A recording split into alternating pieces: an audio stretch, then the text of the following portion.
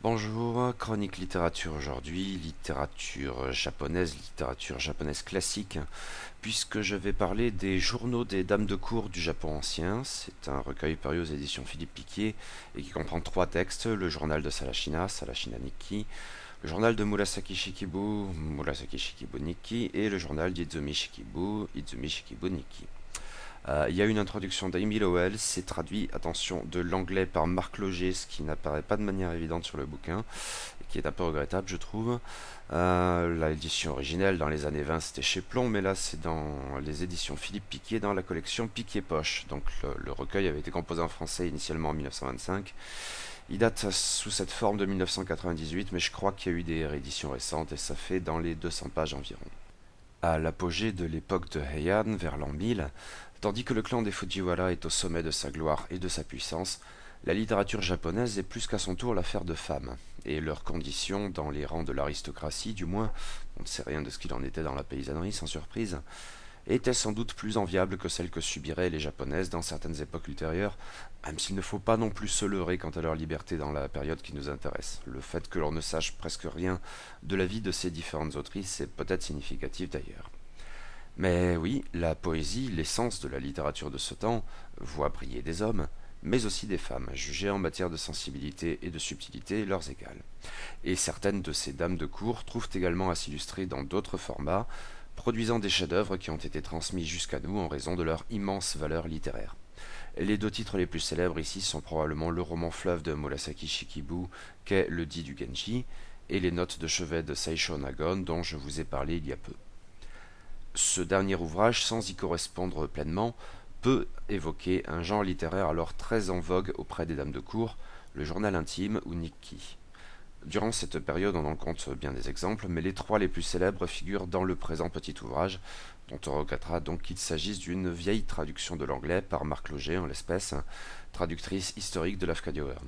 Depuis, des traductions du japonais et autrement plus précises de ces divers textes ont été livrées par René Sieffert tout particulièrement, qui ont pour certaines d'entre elles été reprises chez Verdier, tout récemment encore le journal de Sarashina. Il faudra sans doute que j'y jette un œil. Le Nikki est un genre réservé aux femmes, mais étrangement il a été initié par un homme, le fameux poète Ki no Tsurayuki. Un personnage assez fascinant, principal compilateur du Kokinshu, la première des grandes anthologies poétiques impériales. Il avait livré à cette occasion une préface en japonais, fait peu ou prou inédit, le développement des kanas a constitué une étape cruciale, mais dans laquelle il défendait la valeur de la poésie japonaise qui égalait bien la poésie chinoise, mais aussi sur le même registre de la langue japonaise. Par ailleurs, et c'est ce qui nous intéresse ici, il était l'auteur d'un petit ouvrage appelé Journal de Tosa, Tosa Nikki, très singulier. À l'époque, on employait le mot Nikki pour désigner des journaux tenus par des hommes et qui avaient un caractère public. Les fonctionnaires y notaient les affaires du jour, avec un côté livre de raison en su. Mais le journal de Tosa, c'est tout autre chose. Le récit du retour de Kino Tsurayuki de la province de Tosa, où il avait été envoyé en tant que gouverneur, vers la capitale, Heian, la future Kyoto. Le voyage dure une cinquantaine de jours et l'ambiance est pesante du fait du décès de la fille de l'auteur quelque temps auparavant. Mais Kino Tsurayuki voulait narrer tout cela en japonais. Pour ce faire, il a rédigé son texte en kana. Or, les hommes se devaient d'écrire en caractères chinois, en kanji, lesquels étaient interdits aux femmes.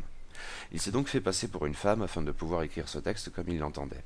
Dans les premières lignes de ce journal, il se présente comme étant une servante de Kino Tsurayuki, lequel est donc désigné à la troisième personne, ce qui a un effet marqué sur l'expression de son deuil. La servante en question concède d'abord que les journaux sont l'affaire des hommes, mais entend cependant raconter le voyage de son point de vue de femme et avec la langue d'une femme. Maintenant, la véritable identité de l'auteur ne trompe guère, car ce journal est l'occasion pour tous les personnages mentionnés, inclus les enfants ou les marins, de composer de très nombreux poèmes courts, des tankas, souvent d'un extrême raffinement. Je relève aussi cette ultime remarque de la servante prétendant qu'il vaudrait mieux sans doute détruire ce qu'elle a écrit. Reste que de la sorte Kino Tsurayuki a inventé le modèle du Nikki, qui serait abondamment repris par la suite, et bel et bien par des femmes cette fois. Cependant, ce modèle est en fait relativement informel, et les Nikki ultérieurs pourront prendre des formes très diverses, ce dont témoignent les trois fameux exemples ici compilés, les notes de chevet de Seishonagon étant probablement hors concours de toute façon. Envisageons-les dans l'ordre du recueil, qui n'est pas celui de leur composition, puisque le premier, le journal de Sarashina, est en fait le plus tardif, courant du XIe siècle. Mais c'est aussi, en ce qui me concerne, le plus fort et le plus beau. On ne sait donc quasiment rien de l'autrice, pas même son nom. Salashina désigne une région, accessoirement celle du mont Obasute, ce qui nous renvoie à la ballade de Narayama. On connaît cependant celui de son père, Sugawara no Takasue, ce qui en fait une descendante du célèbre conseiller Sugawara no Michizane, déifié à titre posthume pour apaiser sa colère à l'encontre des Fujiwara. Mais elle semble avoir épousé un Fujiwara, ils étaient partout. Ce journal est très différent des deux autres figurants dans ce livre. En fait, de journal, il s'agit d'ailleurs plutôt de mémoires écrites la cinquantaine passée par une femme qui se replonge dans l'ensemble de sa vie. Au début du texte, elle a 12 ans à peine, en ménageant de longues ellipses entre les diverses séquences. Un autre point distinctif à relever réside dans le récit que fait l'autrice de divers voyages, pour suivre son époux en province, pour faire un pèlerinage, etc. Là où les deux autres journaux de ce recueil restent essentiellement centrés sur la capitale, Heian, celui de Salashina s'attarde sur ses déplacements et décrit un Japon plus divers, avec une grande attention à la beauté des sites naturels, qui révèle toute la sensibilité poétique de l'autrice, qu'elle s'exprime effectivement en poèmes, ils sont forcément nombreux, ou bien en prose, ce qui participe beaucoup à la beauté singulière de ce Nikki hors norme. Mais il y a d'autres aspects à mettre en avant, notamment le goût de l'autrice pour les livres, et au premier chef pour le dit du Genji de Murasaki Shikibu, dont on lira le journal juste après. Au fil de ma lecture, ponctuée de bêtises sur les réseaux sociaux, j'en avais parlé, haha, comme d'une blogueuse littéraire dépressive du XIe siècle. Et je maintiens, bêtement, qu'il y a de ça, oui. Mais on peut, je suppose, trouver des moyens un chouïa plus élégants de signifier. L'autrice du journal de Salashina constitue en effet un beau cas de bovarisme, 8 siècles avant notre Emma adorée. Elle lit beaucoup, les livres sont sa passion.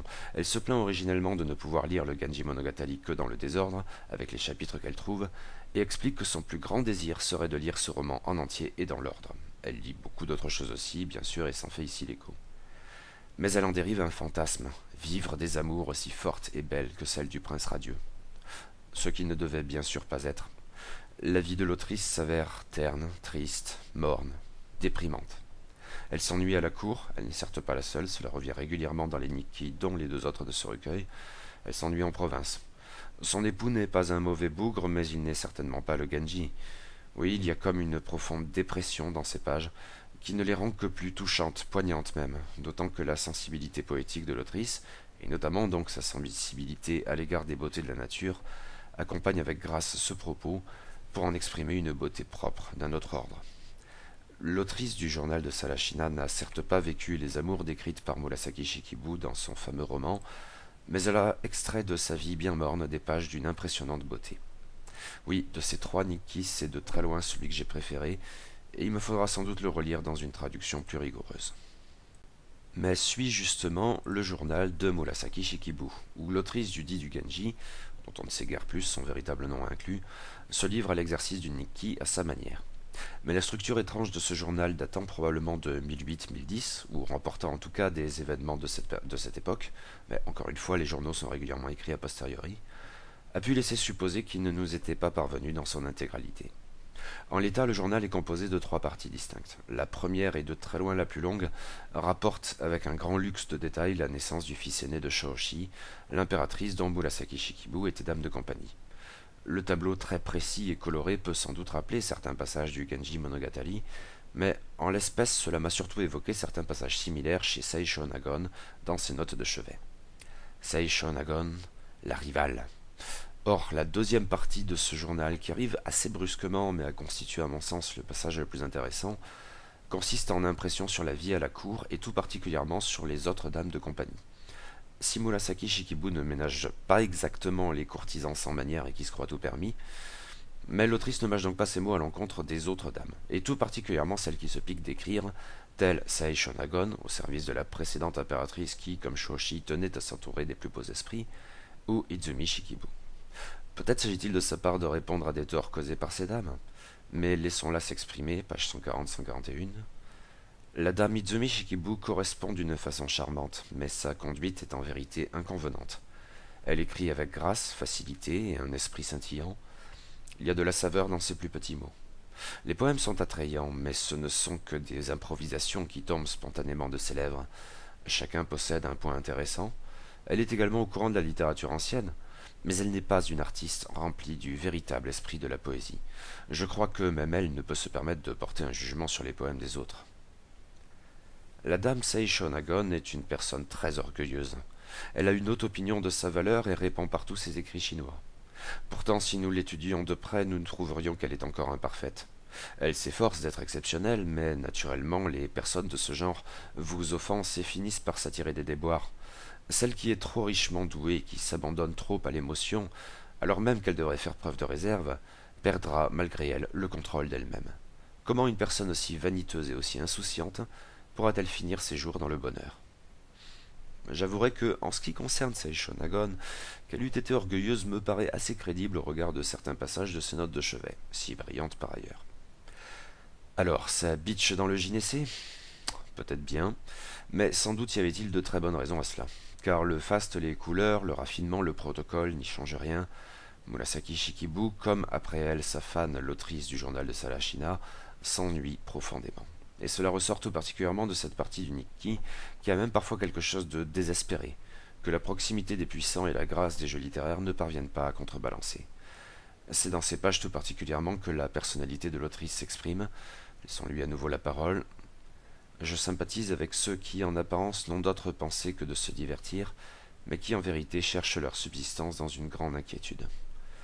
On ne saurait mieux dire, et je crois que la rivale Seishon Agon aurait pu, elle aussi, coucher ces mots sur le papier. Il n'aurait finalement pas dépareillé dans les notes de chevet. Après quoi, dans une troisième partie bien plus brève et assez chaotique, Murasaki Shikibu livre des anecdotes de cours qui reviennent à la manière et au sujet de la première partie. Cependant, je crois que c'est davantage à fleur de peau, la méticulosité des descriptions relevant cette fois bien davantage, dans la continuité de la deuxième partie peut-être, de l'acuité des portraits psychologiques, un des principaux atouts du grand œuvre de Murasaki Shikibu qu'est le Dit du Genji. Il y a de très belles pages dans ce Nikki, mais j'y ai bien davantage préféré le journal de Salashina, où la dimension intime court tout du long. Reste un troisième et dernier fameux Nikki, celui d'Izumi Shikibu, là encore un nom de plume à défaut du vrai nom de l'autrice inconnue. Poète appréciée à la cour et exacte contemporaine de Murasaki Shikibu, qui, on l'a vu, ne la prisait pas forcément. Mais ce journal, en est-elle bien l'autrice? Cela a pu être contesté. De même, à vrai dire, que la qualification de Nikki pour ce texte qui, formellement, détonne notamment par son emploi de la troisième personne. Sans doute nous narre-t-il un moment de la vie d'Izumi Shikibu, mais sans jamais la nommer. Elle est une femme, sans autre précision. La forte unité de registre de ce journal tranche aussi avec les autres exemples de ce genre littéraire. À vrai dire, on serait parfois tenté d'y voir un court roman plutôt qu'un journal à proprement parler, ce qui, nous l'avons dit, était de toute façon parfois une notion toute relative, ces journaux étant en fait souvent des mémoires. D'ailleurs, le texte a également été cité dans de très vieux ouvrages sous le titre, peut-être plus juste, d'Izumi Shikibu Monogatari. Cependant, il abonde en poèmes, bien plus que les deux autres figurants dans ce recueil, qui eux seraient bien les œuvres d'Izumi Shikibu. Peut-être de la même manière qu'en ce qui concerne Ariwara no Narihira dans les contes d'Issei, je serais bien à peine d'en dire plus, sans même parler d'exprimer une opinion dans ce débat. Si le journal de Salashina couvrait 40 années de la vie de son autrice, à grand renfort d'ellipses, et si le journal de Murasaki Shikibu, sans doute incomplet, se dispersait dans la forme comme dans le fond, le journal d'Izumi Shikibu, quant à lui, narre une seule histoire sur une période assez courte, entre l'été de 1003 et le printemps de 1004, ce qui chronologiquement en fait le plus ancien de ces trois Nikki, en tout cas au regard des événements qu'il rapporte, mais il aurait été composé vers 1004 justement, ce qui en ferait donc également le plus ancien Nikki de ce volume, en termes de composition cette fois. Et il s'agit comme de juste d'une histoire d'amour. Izumi Shikibu avait vécu une relation marquante avec le prince Tametaka, fils de l'empereur Laitei. Mais après la mort de cet amant, en 1002, elle est courtisée par un autre prince, Atsumichi, fils du même empereur. Et c'est cette relation que décrit le journal d'Izumi Shikibu, des premières lettres à l'installation de l'autrice dans le palais d'Atsumichi, suscitant le scandale et le départ de son épouse légitime. Inconvenante, hein? Cette romance exprime la sève même de la galanterie de Heian, toutefois sur un mode plutôt douloureux qui, je dois l'avouer, m'a bien moins parlé que les contes d'Issei autrement frivoles et badins. Mais les deux amants ici vivent essentiellement leur amour au travers d'innombrables lettres, construites autour d'innombrables poèmes. Il y en a des dizaines de compilés ici, tantôt dus à Izumi Shikibu, tantôt à Atsumichi, en théorie du moins. C'est l'époque de Heian. Tout est propice à la composition de poèmes, et si possible sur le pouce, des valets s'épuisant à faire l'aller-retour entre les demeures des amants pour y livrer des tankas de circonstances exigeant réponse. Mais cet amour se veut triste, selon les usages du temps où on ne célèbre pas tant l'être aimé que l'on déplore son absence. Autant dire qu'elles étaient trempées, les manches de ce bras ployé, par les pleurs des amants, veux-je dire. Et je dois confesser que j'ai vite perdu le goût à ce déploiement très contraint, codifié et répétitif de verves poétiques amoureuses. Encore une fois, le ton plus léger des contes d'Issée, bien antérieur, dans le registre de la galanterie, m'avait bien davantage séduit. Ici, la répétition des situations et des images poétiques m'a assez rapidement plongé dans un ennui qui, sans égaler celui de l'autrice du journal de Salachina ou de Murasaki Shikibu dans son propre Nikki, m'a tout de même gâché la lecture. Tout juste si la cruauté ou la mesquinerie dont peuvent parfois faire preuve les amants a ranimé ponctuellement mon intérêt, ce que le thème classique et pourtant touchant de l'impermanence des choses de ce monde et du caractère éphémère de la beauté n'est cette fois pas parvenu à faire. Maintenant, je suppose que la traduction ici a pu jouer un rôle néfaste, même en relevant que j'avais déjà lu ce texte, ou partie de ce texte, dans une traduction du japonais par Ryoji Nakamura et René de Sekati, figurant dans leur très bonne anthologie 1000 ans de littérature japonaise. Pour un effet assez similaire, cela dit. Cela tient au rôle central de la poésie dans ce journal par ailleurs très romanesque. Or, Marc Loger, ou ses sources anglaises, manque de précision et de méthode dans la traduction de ces tankas, ce qui ressort notamment, je suppose, de cette variation dans le nombre de vers, souvent 2, parfois 3, exceptionnellement 4 ou même 5, pourtant le format canonique pour la traduction de ces poèmes japonais de rythme 5-7-5-7-7. Mais nous parlons ici d'une double traduction dans les années 20, où ces règles n'étaient peut-être pas encore de mise. Par ailleurs, ces règles sont toutes relatives, puisque dans l'anthologie citée, les traducteurs en sauf erreur fait le choix du distique d'alexandrin. Du moins s'en sont-ils tenus à ce format. C'est sans doute là que réside la subtilité du texte, ce qui ne passe pas très bien en français, du moins sous cette forme. Mais la poésie est certes ce qu'il y a de plus difficile à traduire. Maintenant, je ne peux que songer à la critique formulée par Murasaki Shikibu, citée plus haut, et du haut de ma pathétique ignorance, elle me paraît assez juste. J'entends la critique poétique, pas celle portant sur l'inconvenance de la rivale, qui s'explique mieux après la lecture de ce récit. Mais oui, que ce soit dans l'improvisation en mode automatique, ou dans la pratique érudite de la référence à la poésie ancienne, ces poèmes qui se veulent très subtils m'ont souvent paru faux. Ce qui tient évidemment à mon ignorance donc de cette histoire poétique. Au fond, je reproche, entre guillemets, ici à Izumi Shikibu, ce que j'ai pu reprocher, toujours avec des guillemets, à Fujiwara no Taika et plus encore à ses admirations dans 200 poètes un poème, en relevant d'ailleurs qu'Izumi Shikibu fait partie de ces 100 poètes choisis. De ces 3 journaux donc, celui d'Izumi Shikibu est de très loin celui qui m'a le moins parlé, et celui de Salashina est de très loin celui que j'ai trouvé le plus touchant. Le journal de Murasaki Shikibu est diversement situé entre ces deux termes, plutôt du côté positif cela dit.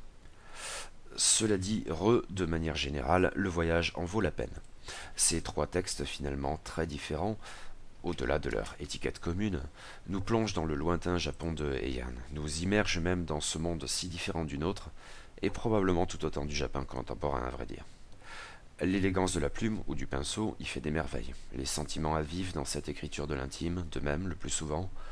Finalement, je suis tenté d'y retrouver l'effet que j'avais signalé en chroniquant les notes de chevet de Seisho Nagon. Ces autrices si subtiles nous paraissent étonnamment proches, par-delà les siècles, par-delà les kilomètres. Sans doute est-ce qu'elles brillent par leur humanité autant que par leur raffinement. La tristesse, la douleur, l'ennui sont palpables notamment, et finalement c'est peut-être surtout cela que j'en retiens avant tout, avant le faste, avant le protocole. Une belle lecture donc, mais il me faudra peut-être y revenir au travers de traductions plus précises, plus rigoureuses, auquel cas la relecture du journal de Salashina sera sans doute une priorité.